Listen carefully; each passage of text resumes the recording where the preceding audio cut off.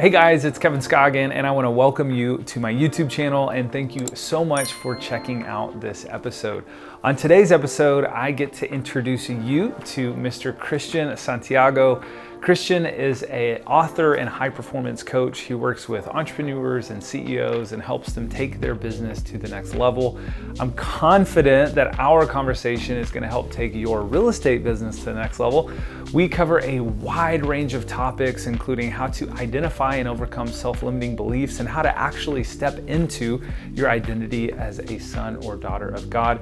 And as a very special bonus, Christian has offered to give away a free digital copy of his new book, Born to Rule. So if you stay on here till the very end, I will tell you how to snag your free copy. Christian, man, thank you so much for being on the show and welcome to The Prosperous Agent. Yes. Excited to be here.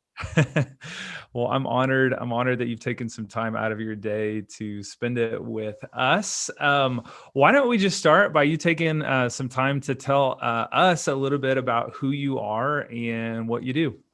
Yes. So my name is Christian Santiago. I am married to the love of my life. Her name is Chantel. She's Australian and we met on a missions trip and we went from hello to I do in 9 months. So it's kind of crazy. We literally dated from the other side of the world. And then I'm also a father of a 9-month-old, actually 2 days ago, 9-month-old son. His name's Zion Leo. Super grateful. And then what I do, I've been blessed to go from, I was in full-time ministry and then transitioned into high performance coaching. And so currently I coach actually from my first 4 months of starting in coaching. I started working with 9-figure companies and the total net worth of my clients are $367 million. And I don't say that to impress people. I say it to let them know how fast God can move when you use kingdom principles, because I just knew what I could apply in ministry. Man, I could apply into the business world and it'll work, because a principle is only a principle if it works in any sphere. It's not a principle if it only works in one area. That's a tactic, A principle is a principle if it will work for anybody at any time in any sphere. And so, but that's a little bit about what I do. So, okay, I love it. So, not a real estate agent, to be clear with our audience, but a high performance coach. Obviously, you and I have connected a number of different times, Christian. And I read your book, which I know we're going to jump into. You have a book, more than one book, or just one book right now? Well, 3. Yeah, I wrote 3 books in 4 years. Yeah. Okay. So I've only read one called Born to Rule, and I read that about a year ago, and the message in that really resonated with me. And so I think it's going to really be eye-opening to our listeners, and I think helpful for the real estate agents that are listening. So can you kind of unpack? I know this is a huge question, and I know you could probably talk for hours. Can you unpack this entire book? No, but can you unpack really the central message behind this book? Because I think it's a message that maybe not, I don't feel like it's being preached a lot in the church at large. And so I think that's kind of why the Lord has given you this mandate to run with it. And so I'd love for you to just kind of unpack that a little bit. Yes. One of the things I would say that has been a gift in ministry coming into the business world in general, but even just in this book was, I learned hermeneutics, and, in real estate, I've heard that something is a big value of a home is location, but a big thing in scripture of interpreting it is context. So, and there's another rule of hermeneutics that's called the law of first mention. In other words, the first time something is mentioned in the Bible, it's God's original thought about it. So whatever we think about money, whatever we think about, it could be wrong based off God's view. We have to first look at what his first thought about something is. So my first question really was why did God make man? It's what's God's first mention of man? And that's God's original thought of man. The first time God's mentioned something, the first time anything's mentioned in there is God's original intent. So for example, the first time gold is mentioned, usually as a picture of wealth, it's in Genesis chapter 2, and it says it was in Havilah, and they said that gold was in Havilah, and the gold of that land was good. So God's first thought of gold or wealth, especially as it pertains to his people, is that it's good. Wow. That's cool. So if we look at mankind, though, why did God make man? Most people would say to worship. Most people would say to love him. Most people would say that. And I'm saying most people say to glorify him. I agree, but how do we glorify him? That's a better question. How do we glorify him? And when I looked at it, God's first mention of man was for rulership. I absolutely believe God has made us for something bigger than what we've ever been told. And in Genesis 1:26, God said, let us make man in our image and our likeness so they can have dominion. So God's first identity for mankind, there was no worship in the Garden of Eden. There was no spiritual warfare in the Garden of Eden. There was only rulership and dominion. So our original intent, God was trying to restore heaven on earth. When Jesus came, heaven come to earth. What was heaven on earth? A picture of Eden. Wow. And so it's rulership. And so Jesus wasn't just coming to save sinners. He was coming to restore sinners back to a place of authority. Because we were rulers first, then we fell and became sinners. And then Jesus restored us. So it's a big picture of what goes on in my life. So I'll give you an example. These AirPods. If I try to use it as a basketball, I'm going to break it, right? Right. It's not going to work. Right. So if I'm not using it according to the way that it's designed, it's going to malfunction in a way, right? Right. So anytime we malfunction in general, whether it's through frustration, anger, anxiety, we break down in general, mentally, emotionally, physically, that means we're not operating in according to the original design that we've been intended. And the original design that we've been intended is dominion. And what is dominion? Dominion in its simplest terms is, if you want to think about it, it's ruling. Dominion is where we get the word dominating, but God has created this world that nothing in this world should dominate us. We should overcome everything. That's why greater is he that's in me than he that's in the world. So even in my business, when I first started it, and why I was able to increase in 4 months really fast, was because I just knew whatever issue I was facing in front of me, I'm going to overcome it. And if I'm not having that mindset, I'm going to break down, because God did not create us to be helpless. He never created us to be that. So the identity is much bigger than just, I'm a child of God. Okay, what does that mean? I am royalty. I sit at the table that my Father sits at. And he's given me a place to rule here on earth. And so whatever my assignment is, so that means I was in ministry. Guess what? Things were growing and it was incredible. People were being impacted. And then when I moved into business, I said, well, things are growing and things are moving in such a crazy way. And so it's hey, wherever assignment I'm in, I'm supposed to rule in it. And the way that really does change our lives is it gives us the ultimate success formula. I believe the Bible is the ultimate success book. We can listen to everything, but we can go to the original mindset of God, and Genesis 1:28 says, be fruitful and multiply, subdue the earth and fill it, and have dominion. So be, do, have. The ultimate success formula. Be, do, have. If you want to have the success, the abundance, the growth, then you got to do the things that requires that. But in order for you to do the things that requires that, you have to be the kind of person that does that. And so in order for me to rule my assignment, which is to do, and then to have the increase of that, I have to see myself as more than what I currently see myself as. I don't think doing more is actually and maybe we're getting ahead of ourselves, but I don't believe we've been told to do more, do more. Right. But first we have to be more, because when we be more, then we can do more, do different, and do better. Like for example, let's say you're in multi-level marketing. I'll give you an example. If you see yourself as an email marketer, you're going to do differently than everybody else. You're going to build an email list, and you're going to do launches, and you're going to do that. So you're not chasing and doing 100 DMs and 100 texts. You're just building an email list, and you can consistently keep that going because you see yourself differently. You're going to do more, do different, and do better. And you're going to have outsized returns. So even in real estate, what are the top 1% are doing? It's like, okay, but you have to see yourself as that kind of person first.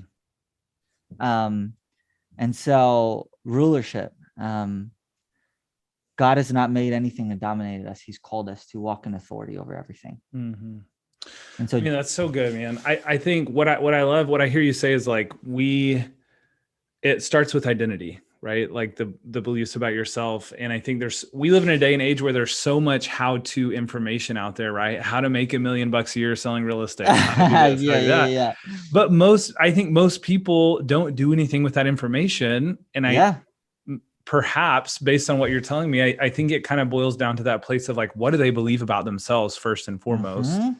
So my question for you, Christian, would be, why do you feel like, because even hearing you say this, I'm like, man, I think that butts up against some traditional religious beliefs that are out there. Why do you feel like as Christians, why do we struggle to step into this rulership identity, this royal identity, this dominion? Why I feel like it's a struggle for a lot of people. I think even me reading your book, I really had to be intentional to like, okay, how am I going to rewire my brain with some of this information? So maybe you could just speak to that. Why do we struggle as believers to step into this?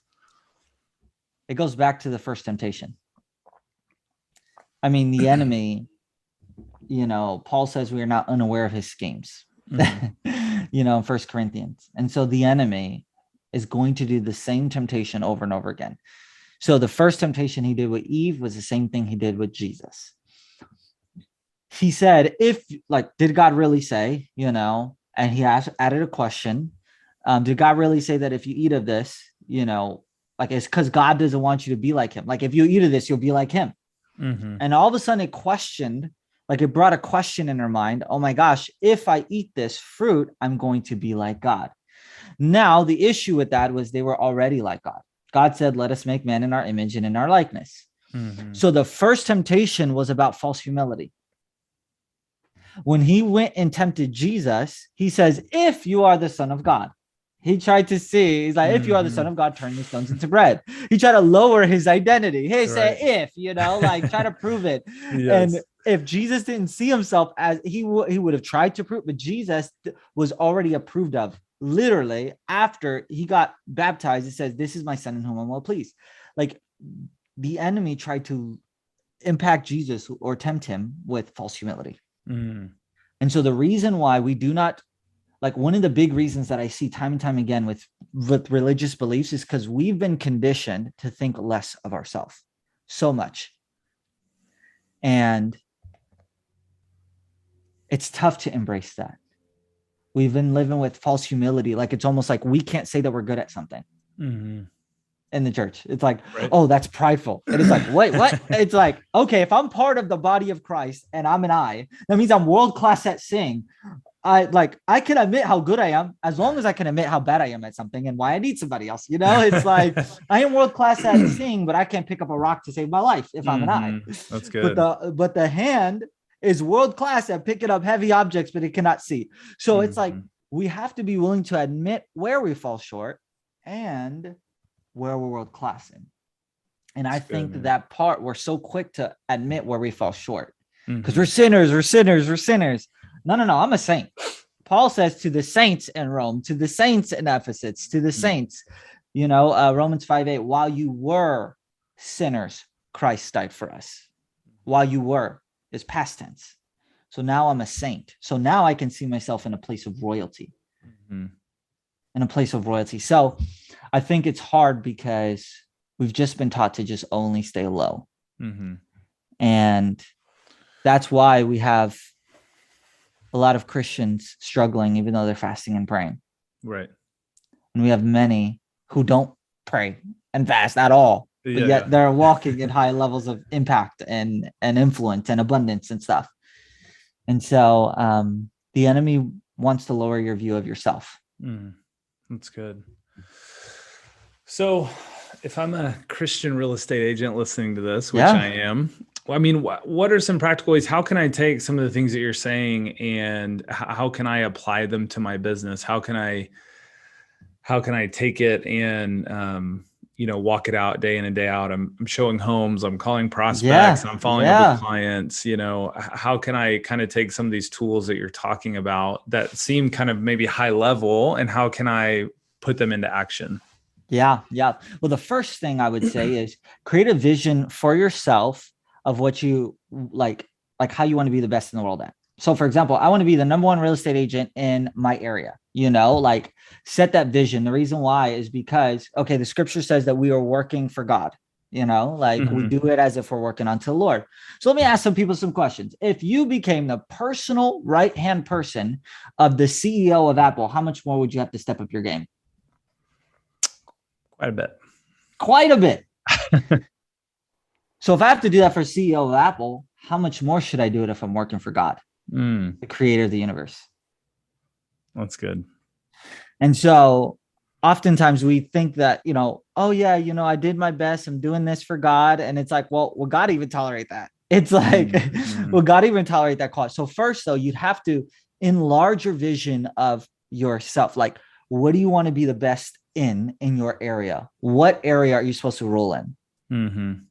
And rulership, though, in the scriptures is not ruling people. It's ruling your area. God says, let us make man in our image and our likeness. Let them have dominion over the fish of the sea, over the birds of the air. One thing he never says is to rule over image bearers. Wow. He never says rule over other image bearers. So that means we rule things and serve people. We get into trouble when we try to rule people and serve things. So I'm trying to rule over my time. I'm trying to rule over my emotions, my mind. Like, Proverbs it says, better is a man who rules his spirit than one who takes a city, So rule over those things. Rule over worry, rule over anxiety. I'm ruling over that. I'm not going to let it control me. And then I use it to serve people, because Jesus said, if you want to be great in the kingdom, you be a servant to all. Even the interview you had with the number one agent in the area for EXP, she said service, service, responsiveness. Well, guess what? She's ruling over her assignment because she's serving people. It's good. If you want to be great in the kingdom, you got to be a servant to all. Yeah, that's so good. And so elevate your vision of who you're going to be the best in the world at, or in your area. First do that, because then compare yourself to your vision. Don't compare yourself to other people. Compare yourself to your vision. Wow. Who are you going to be? Because then it's going to cause you to expand and be like, okay, let me pick up that book that I originally was avoiding now, because of the vision, I have a reason, let me actually go through those steps that, maybe the people above me, or the people that are leading me, are telling me to do, to actually do it, that I've been avoiding. Maybe actually I should follow up, because if I'm being the best in the world at, then guess what? I can now expand my capacity, because I could expand my vision of myself. So that's what I would say. That's one. And I think that's just enough. Like rulership, like, hey, like rule over that. Yeah. It's so good, man. And what I'm thinking of when I hear that is, it's so counter to most agents' mentality, which is, okay, I got to go find a deal. I got to get a commission check.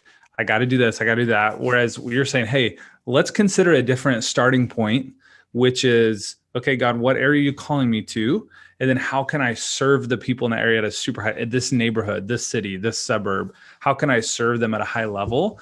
And that's so just counter to kind of the mainstream real estate mentality, which is deals and transactions and commissions. I feel like if you do what you're saying, that other stuff will kind of it's the be do have, right? Like having will kind of take care of itself. Yes. And I would say give yourself a 15-year vision. Wow. Like, okay, 15 years from now, what do I want to be the best in the world at? Because then you're not thinking month to month to month to month to month. You're thinking longer term. And you're able to then make the right decisions as if you're going to be there forever. Wow. Make the right decisions as if you're going to be there forever. It's like, boom, 15-year vision. I'm going to be the best in the world at this. Because without vision, people perish. It's not without the tactics, not without the solution. It's without vision. Wow, that's good. The reason why we get burnout is because we've lost sight of vision, clarity of the future, vision. So it's good, man. Really good. Yeah. So 15 years. So I was just saying, like, longer term, because I mean, yeah. But there's a way to also maximize your today. So, but that's No, I love it, man. Well, let's talk about the keys of the kingdom. So one of the things you and I were talking about kind of off screen, so to speak, you've been working on what you're calling kind of the 6 keys of the kingdom. I know we maybe don't have time to cover all 6 of those today, but would love for you to kind of unpack that and maybe how it could, pertain to our listeners. Yes, yes. So this is keys to the kingdom that I've used in my business, but also in some of my other clients. I have people in multiple industries, whether they're selling insurance, whether they're a sewer company, utilities company, like, so, but this stuff, when they've applied it, they've actually seen results. So like, that's the great thing about keys in general, or principles, is that they work anywhere. And if you think of your identity as a ruler, think of the keys of the kingdom as your tools. Okay. Like, think of them as your tools. Okay, how can I, rule my assignment according to kingdom principles? Mm-hmm. And so Matthew 18, Jesus said, no, it's Matthew 16. Jesus says, I will build my church, but I give you the keys of the kingdom, that whatever you bind up on earth shall be bound in heaven. Whatever you loose on earth shall be loosed in heaven. So think of keys like this. If I give you keys to my car and you don't use it, whose fault is it that you didn't get to use my car? My fault. Your fault, because you're the one with the keys, right? Yeah. So keys open doors, and keys are very specific. Like, if I try to use my house key on your house, will it work? No. So sometimes we might be using the wrong keys to try to get the wrong results. So for example, if you want your business to increase, like in general, like you got to use the right key. Like, some people are using prayer to get to abundance, and there's only one time in the Bible where prayer is actually attached to increase in general, and that's a prayer of Jabez, but the rest of the time it's not used in that.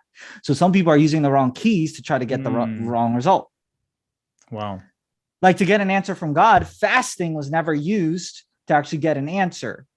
God says, call unto me and I will answer you and tell you great and unsearchable things, Jeremiah 33:3. So it's like, you got to call to him. It has nothing to do with fasting. Wow.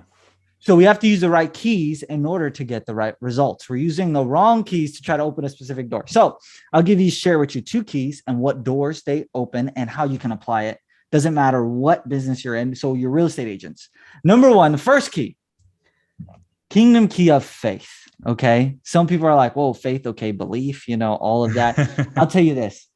I use the kingdom key of faith, and it's why like things accelerate really fast for me. And now it's like where I'm at compared to a year ago.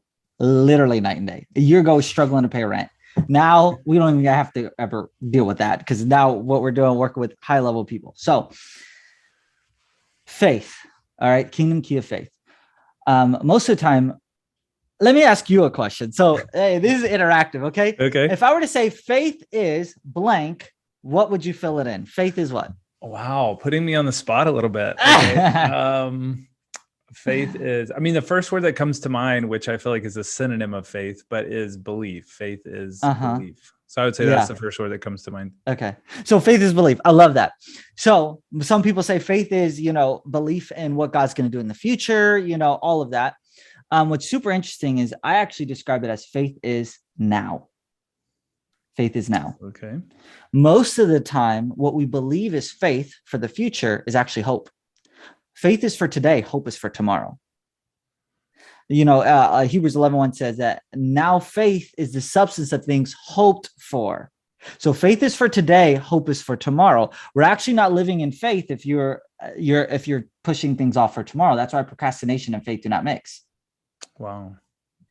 That's why you always have to keep on growing, because faith is now. It's not yesterday. Faith is today, not yesterday. So the faith you had yesterday is not good enough for today. That's why faith comes by hearing. So that's why in the Bible, Jeremiah 29:11, hope is for the future. It says that I know the plans I have for you, declares the Lord, to give you a hope and a future. So hope and future are always interlinked. So faith is a now thing. Faith is a today thing. We are saved by faith through grace, and today is the day of salvation. Wow. So when it comes to faith, it's not faith if you're trying to push off things for tomorrow. So this is how I apply it. I have a now mindset. If I really believe God could shift everything now in my business, what would I do? How would I operate? How would I really interact? I'll even give you a personal example. we were living in California a year ago, and I asked Chantel one day, I said, babe, we were going to a coffee shop on our Saturday. She's like 6 months pregnant. And I asked her and said, if we were really believe God could shift everything now, where would we be?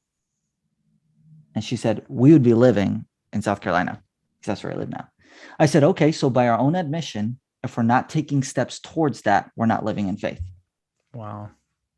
So literally that day, we put our couch on, we sold things, and we literally, like a month later, we moved across the country. God got us there in a month. Wow. When we originally were going to wait 9 months. People started wanting to pay for things and give us money and do certain things for that.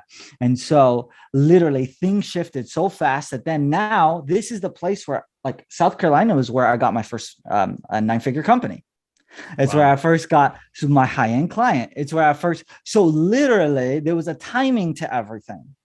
I even coached some of my clients that they moved from one state to another in 2 months, and already, rather than like 6 months, because I said, if you really believe that God could shift everything now, where would you be? And they said, we'd be living in the state. I said, okay, so you need to get there. So they moved, and they already started to see increase in their business just after, like, within the first like month of them arriving. And they're like, Christian, we literally met this person perfectly. If we weren't here at this specific time, we would have missed out. Wow. We would have missed out. And so that's where for every person that's listening, every real estate agent, how would you operate if you really believe God could change everything now? Mm-hmm. How would you operate? What would you do? And do that. Every day I wake up and I ask myself that question. Wow. And it's an urgency thing. It literally causes you to move. Because if it's not now, it's not faith. Mm-hmm. Unbelief, right? For tomorrow, if it's pushing off tomorrow, it's not faith. Wow. And so that's one. Let me give you the second one. Can I give you the that's powerful. I'm just like, I've never heard that perspective of faith. That's powerful. Yeah, faith is now.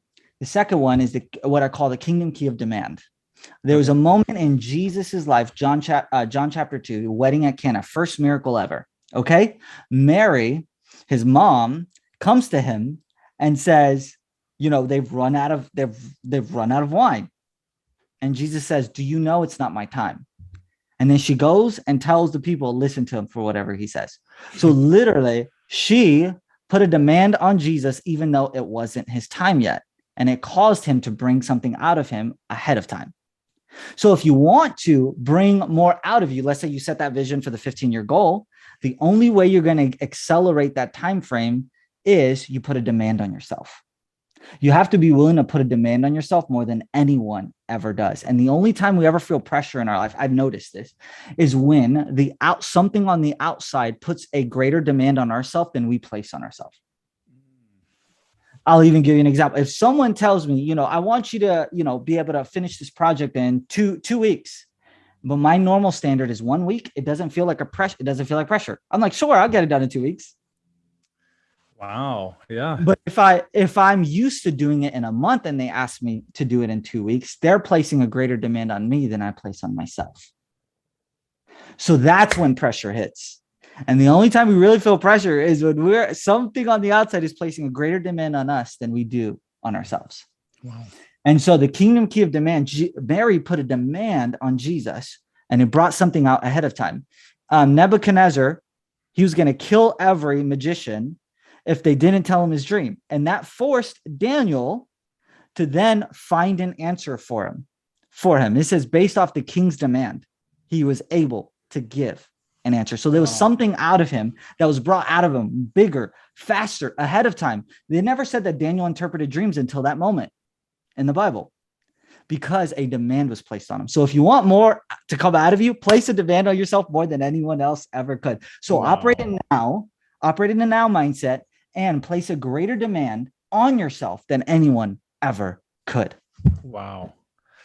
I hope everyone listening is taking notes. My thought, Christian, I'm like, okay, when is this book going to come out with the other 4 keys? That's what I hope you're working on it right now. Yeah. I've actually been asked about that. So those are powerful, powerful keys. Very, very applicable to real estate agents. I appreciate you I appreciate you sharing those for sure. Super Yeah. powerful. Yeah. And the Um, principles, so you can apply them in any area, yeah. like even in your marriage. Okay. Like, because the big thing is, balance as well. Okay. Mhm. You're doing a lot. You want to grow this, but also your family, Mhm. also health. What's the one thing I could do today with my relationship or my health Mhm. that could shift everything? If I really Mhm. believe God could change this thing too, boom, you can apply that in there. Yep. Yep. That's a And powerful so question. If I really believe God could shift everything now, is that the now, question? yeah, now, Then how do I respond in light of that? yes, Okay. because think about this. Everything could change. Kevin, you could get a call right now in the middle of our podcast that could change everything. That's true. That's true. Like anything could change now. Mhm. Powerful, man. Very powerful. Well, let's shift a little bit as we kind of start to wrap this thing up a little bit. I want to Yeah. ask you about mindset, limiting beliefs. I'm really convinced that as real estate agents, the playing field is equal, right? Like we all have access, we all have 24 hours in a day. We all have Yeah. access to the same lead sources, the same houses, the same Yeah. coaching resources. And yet you Mhm. have some agents that succeed at a really high level and you have others that struggle. And so I've always been really convinced that average agents are average because of how they think.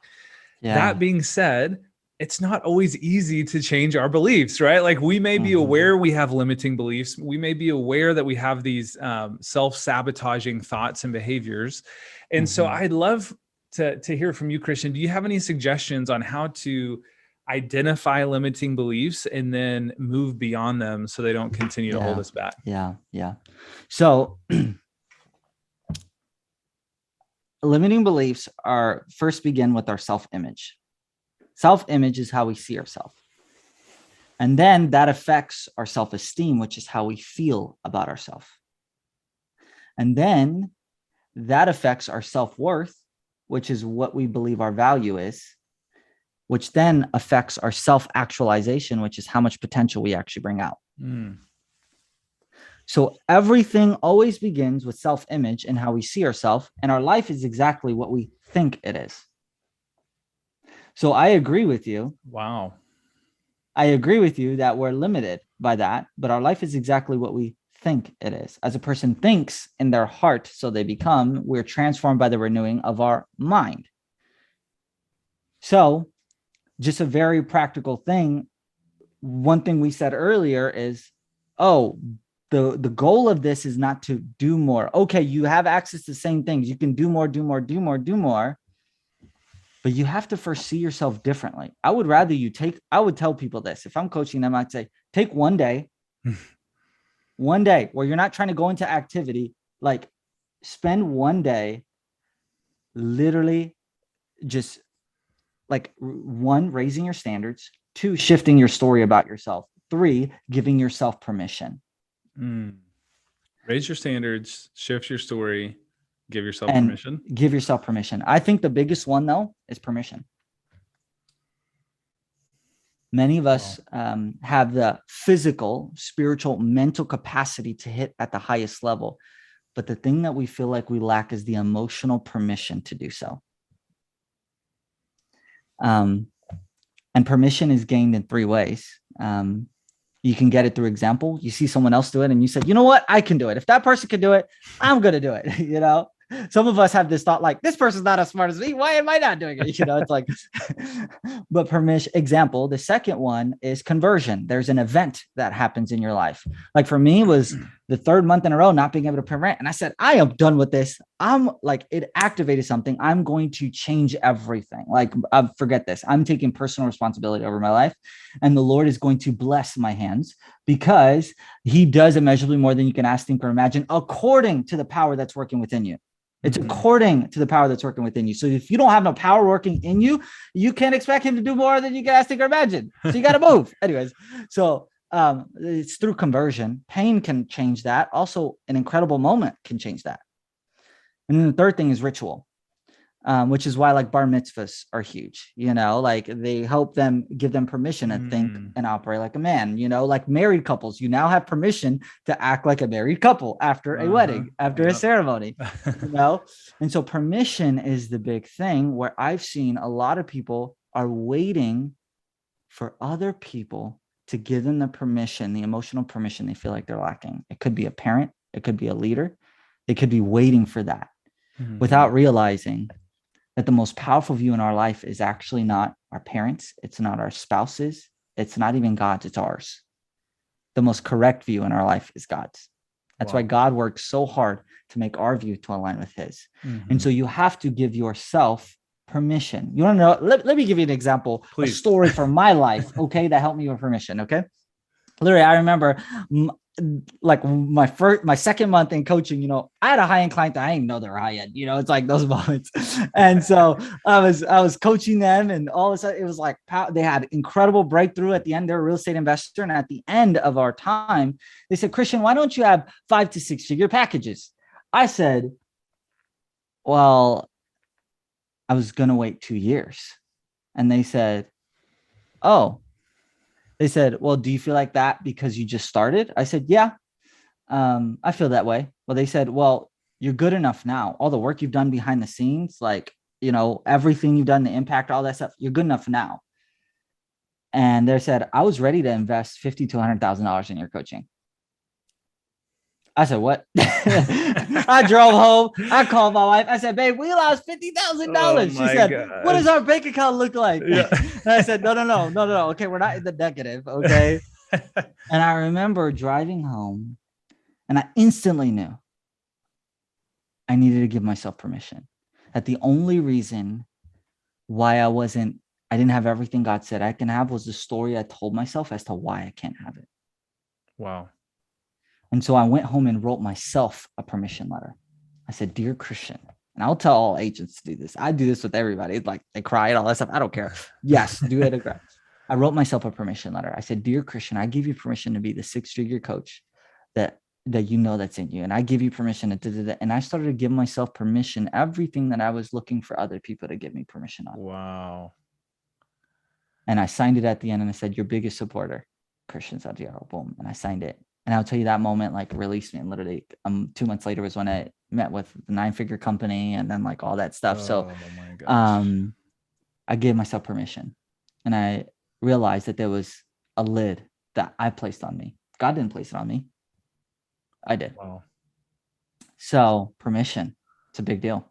Oh, actually, I'm getting emotional even just hearing that, because I think it resonates with me a lot, and I'm sure it'll resonate with our audience as well. So I'm gonna do that permission letter. I think that's a powerful permission letter. Do it. Write it for yourself. Yeah. And give yourself permission in 3 areas, because this is what I did instinctively at the moment, but now I know, just looking back.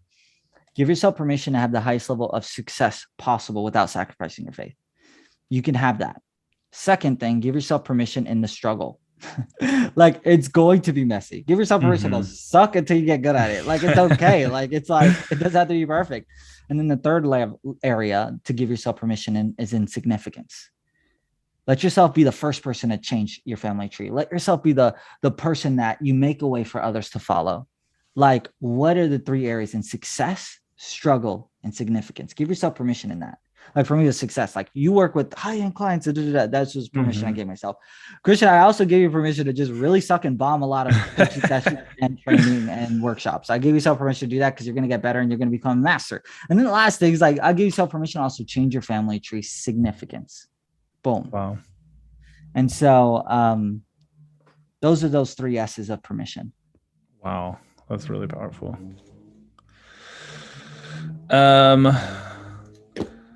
Okay, a couple last questions for you. You said you wrote 3 books. What book would you recommend for our audience? Again, I've only read Born to Rule. I don't know what the other ones are. Is that a great place for our audience to start? Would you recommend a different place? I would say Born to Rule. Start with that. Identity is absolutely vital. And then go to the second one, which is Lost in Translation, which is returning back to the original mission and message of Jesus, which it talks about the gospel of the kingdom. Okay. And so, but I would say start with Born to Rule. It's identity. It's integral. And Amazon, right? I think that's where I got it. Yeah, Amazon. Okay. They can find it. Absolutely. Amazon. Awesome. Ah, Last question for you, Christian. If our listeners want to like connect with you, what you're doing, what's the best way? Website, social media, what's the best way to get connected with you? yeah. So they can follow me on Instagram at Christian P Santiago. And then, and my website is christianpsantiago.com. So, Okay, awesome. yeah. Very good. Well, Christian, I can't thank you enough for your time. I was taking some notes here. I have some practicals that I'm going to process with my wife. I'm going to do the permission letter. I want to challenge our listeners to do the same. And just appreciate you, appreciate the message that you carry, and super honored for your time. Thank you so much. It's been an honor. All right, guys. Well, there you have it. I hope that conversation was a blessing to you. I want to really challenge you guys to walk out some of the practical tips and steps that Christian gave us in this conversation. And as promised, I want to give you the link where you can download a free copy of Born to Rule. I will say I read this book a few months ago and absolutely loved it. So I highly, highly recommend it. You can download it at kevinscoggin.com/born to rule. That's kevinscoggin.com/born to rule. Thanks so much for checking out this episode.